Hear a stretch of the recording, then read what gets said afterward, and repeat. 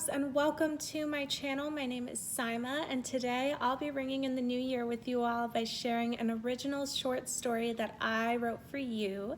So before we get into it, if you are a new subscriber, please click the subscribe button and the notification bell. And if you are a returning subscriber, welcome back. I've missed you. So without further ado, let's get right into the story. It's my little bookmark. It was December 31st, New Year's Eve. The entire city was out celebrating. People were dressed up to stand out, running in the streets, spilling drinks on each other, not a care in the world. It was the perfect weather, and the city sparkled with lights, filling everyone with hope and a promise of everything good that was to come once the clock struck midnight. And then there was Violet, crying on a bench outside the party venue. She had been waiting to hear back from her boyfriend, Sean, about his arrival, but she hadn't received any messages or calls from him since 6 p.m. She texted him about her taking a shower. She texted him as she was getting ready. She texted her final look to him, hoping to dazzle him. She texted at 8 p.m. saying that she was leaving. And she texted him saying that she was going to wait for him on the bench outside the venue. No response. Violet assumed the worst. Her boyfriend was dumping her on New Year's Eve with no explanation. So there Violet sat in her pretty white dress, miserably weeping into a tissue. It wasn't long until she was approached by 3 girls who were walking to the party. The girls were all dressed in the same satin dress, just in different colors. One of the girls tapped Violet's shoulder. Violet managed to pick her head up briefly before wailing into her tissue again. The girls immediately began consoling Violet, 2 sitting on either side while one stood offering her water. "My boyfriend bailed on me tonight," Violet cried. "I've been waiting and waiting for him. I don't know why he's not here." "Girl, forget him," the girl on the left snapped. "He's a coward. You know what? You come with us. We're going to take you out on the town tonight. What's your name, love?" "Violet," Violet whimpered. "Violet, that's such a pretty name," the girl on the left continued as the other girls cooed in agreement. "Well, Violet, my name is Kimmy. This is Kelly. And this is Kiki," she said, gesturing first to the girl standing and then to the girl on Violet's right. "We're going to give you the best New Year's Eve ever." Violet was hesitant. "Well, what if he does come?" "Now, how long has it been since you heard from him?" asked Kimmy. "Since 6 p.m., Violet looked down. "He said he was leaving at the time to get alcohol." "And it's already 9 and you're still here," Kimmy said, shaking her head. "Can I see your phone, Violet?" she asked.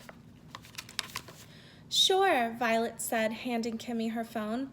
With the press of 2 buttons, Kimmy handed Violet's phone back to her within a matter of seconds. "There, I turned your phone off," said Kimmy with a mischievous smile. "You're coming with us." Violet didn't really feel like she had a choice to argue with them at this point. One could see Violet's tears and know that Violet felt betrayed by Sean for ghosting her on New Year's Eve. She was supposed to be spending her New Year's Eve happy with her beau, not humiliated on a bench. Seeing that these girls were willing to help Violet have a good time made Violet feel that perhaps this was a chance for her to celebrate her womanhood, to step into the new year as an independent woman.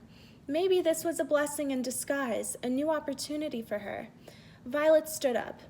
"I'm in," she said. The girls all scrambled into Kimmy's car. Kelly sat shotgun while Kiki touched up Violet's hair and makeup in the back. The first bar they went to had a lit outdoor patio and Cuban music playing through the speakers. Violet was already feeling more at ease, however, she still fixated on not dancing with anyone. But soon she was spiraling on the dance floor with a group of boys. The girls saw this and dragged Violet away and started dancing on the stage adjacent to the DJ booth. But they didn't stay long as they had other parties on their agenda. They left and went to another bar. This bar had a quieter atmosphere, and the girls used this as an opportunity to sit down and have some drinks. The bartender serving them was Very cute, according to the girls, and had been keeping a special eye on Violet, who was trying to keep her own gaze on the menu. She was still feeling a very profound loyalty toward Sean, despite him standing her up tonight, but she didn't mind the attention either. The bartender, Mike, slid a drink toward Violet. The drink appeared to have a milky base with a very pretty pink and purple ombre foam top and a purple flower gracing the rim. Violet sipped it, and to her surprise, the drink actually wasn't milky at all, but rather a stunningly disguised tequila sunrise. "This one's on me," Mike winked at Violet before pulling out a Patron bottle like a magician. "And these are on me too," Mike exclaimed, pouring shots for Violet and the girls except for Kimmy, who declined as she was the designated driver. After Violet, Kelly, and Kiki downed the shots, Kelly chimed that they were late. Late for what? Violet wondered out loud, but the girls were already pulling Violet away with no time to waste. The next place they went to was a nightclub, located within a casino. Kelly was dating the VIP promoter Ron, who was able to get the girls inside effortlessly and was rewarded with a kiss on the cheek from Kelly. Once inside, they seamlessly made their way to the DJ booth. Everyone fell out of the way for them, akin to Moses parting the Red Sea. Soon they were raging at the front of the club, ringing in the new year as it was announced that it was midnight. The crowd went nuts, saying their farewells to the year prior and welcoming this exciting and uncertain new year with hugs, screams, raised glasses, and cheers. Violet clinked her glass with Kelly, Kiki, and Kimmy, who had a seltzer. After the hype of the new year began to settle down in the club a little, the girls decided to try their luck at the casino. The odds were highly in their favor, as the girls played exceedingly well in roulette, at the slots, in blackjack, and even craps. They piled their purses with their winnings. It was now 2 a.m., and there was one more destination the girls wanted to bring Violet to. Throughout the night, Violet had been so excited and so caught up in the New Year frenzy that she'd forgotten about the shambles that Sean had left her in. She truly felt that she was entering the new year as a new woman. The final destination was a pier. The night was lovely, with fireworks soaring and stars glittering over the water. While the girls were still in the car after they'd parked, Kimmy turned around in the driver's seat. Her voice was low as she carefully explained to Violet whom they were about to meet. "His name is Victor," Kimmy said. "He owns that yacht. He takes us on a cruise throughout the city, but we'll be inside with him mostly, unless you want to go out and look at the water and all." She paused briefly before whispering her next sentence. "He has a lot of money for us." "He'll take great care of you," Kiki giggled, squeezing Violet's thigh as she said that. Violet sensed that something was off, despite the girls' relatively calm demeanor. Suddenly, a large SUV pulled up, parking just a few spots away from them. Outside stepped a man. His hair was pulled back in a bun, chains decorated his neck and his wrists. His fingers were nearly buried in diamond rings. He was dressed in an all-white suit with distinguishably red pointed leather shoes, perfectly complementing the red flags that Violet was picking up. His eyes were obnoxiously shielded by Versace frames that Violet thought were tacky. He smiled, flashing a diamond-studded tooth at Violet that stood out awkwardly among his veneers. "My name is Victor," the man said, picking up Violet's hand and kissing it. "And you are?" "Violet," Violet said quietly. "Violet," Victor smiled. "Glad you're joining us tonight, Violet. We're going to have some fun." Now Violet had a bad feeling plummeting to the pit of her stomach that flooded all the great and bubbly feelings she had enjoyed the entire night thus far. She realized that these weren't the same well-meaning women that were taking her out for a fun-filled and harmless night on the town. Victor was a pimp, and Kimmy and co. were courtesans. Violet faked a smile and pulled Kimmy aside. "I have to go back in the car for something," Violet said. Kimmy, twirling her hair and completely enchanted by Victor, gave Violet her keys. As soon as Violet got in the car, she turned her phone on. Oh no. 32 missed calls and 40 new messages from none other than Sean.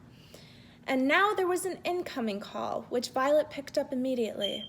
Sean! Oh my God, Sean's voice sang through the phone. Baby, I've been trying to reach you like 1,000,000,000 times. Where are you? Shut up, Sean, Violet blurted out, quickly collecting all of her thoughts, albeit drunkenly. Sorry, not shut up, just I have to tell you something, but I can't say it here. Where are you? I'm coming right now. Hospital on Florence Street, Sean said with a slight groan. Don't worry about anything. It's a long story and everything's fine. Just get here when you can and don't you dare drive because I know you must be drunk or something. Violet couldn't help but laugh as another drunken "Shut up, Sean" slipped out of her mouth. Across the street, there were cabs lined up, dropping people off at the pier, which Violet spotted. I see a cab. I'll see you soon, said Violet before hanging up.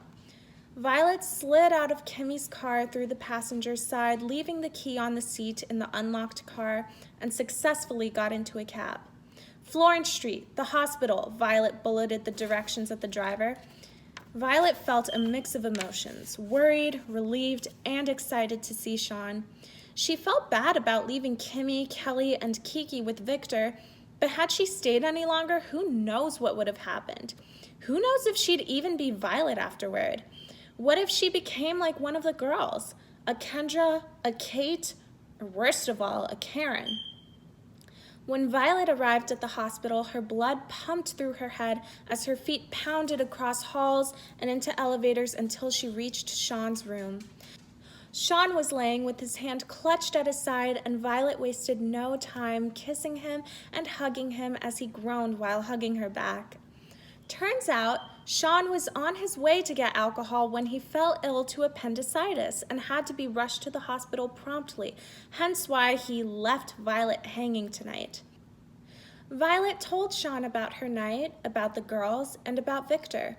Sean gritted his teeth when he heard the end of Violet's story, furious at the thought of Victor potentially putting Violet in serious danger, but was nevertheless happy and proud of the fact that Violet still cared and came back to him, knowing that something wasn't right. You know what, Violet said? This may have been the worst way we could have ever spent the new year as a couple, she laughed while Sean looked down shyly and smiled. But, she added, even through the chaos, I know that I love you, Violet said, staring into Sean's eyes and kissing his hand. I love you too, Sean said, kissing his love on the lips. Neither of them minded the misunderstanding tonight. This was all that mattered now.